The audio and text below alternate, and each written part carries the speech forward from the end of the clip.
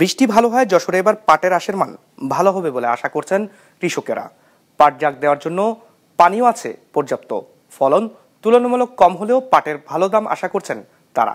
যশোর থেকে জেলা রিপোর্টার রাহুল রায়ের পাঠানো তথ্যছবিতে ডেস্ক রিপোর্ট। ওয়ালটন এখন দেশের সীমানা পেরিয়ে পৌঁছে গিয়েছে 50টিরও বেশি দেশে। ওয়ালটন, ঘরে ঘরে বিশ্বজুড়ে।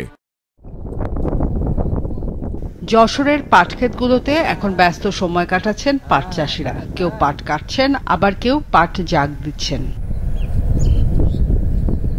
এবার পাট আবাদের সময় বেশি বৃষ্টি হয়েছে, সে কারণে আঁশ কম পাওয়া যাবে বলছেন চাষিরা। তবে একই কারণে আঁশের মান আবার ভালো হবে, সেই সাথে পাট জাগ দেওয়ার জন্য পর্যাপ্ত পানি পাওয়া যাবে। এবার পাটের ফলন ভালো এবং পানিও অগ্রিম পানি আসছে, পাট কাটি জায়গায় জাগ দেওয়া যাচ্ছে এবং পাটের রঙও ভালো আছে। পাটের খুব মান ভালো, পাট কাটি জায়গায় জাগ দিচ্ছি, খরচ কম আছে, বোনার সময় একটু কষ্ট হইলো, কিন্তু এখন কষ্ট আছে না, সেটা এখন পোষায় যাচ্ছে।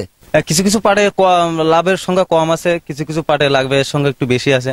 একটা আটিতে আমরা 3 হাতা পাট বানাই, 3 হাতা পাটে দেখা যায় যে 4 কেজি 4.5 কেজি পাট অনেক সময় হয়। কিন্তু এবার যে পরিবেশ, তো এক আটিতে 2.5 কেজি 2 কেজি 2.5 কেজি বেশি ছাল হবে। স্থানীয় কৃষি বিভাগ বলছে এবার জেলায় লক্ষ্যমাত্রা ছাড়িয়েছে পাট আবাদের পরিমাণ। অন্তত 62,000 টন আঁশ পাওয়ার আশা তাদের।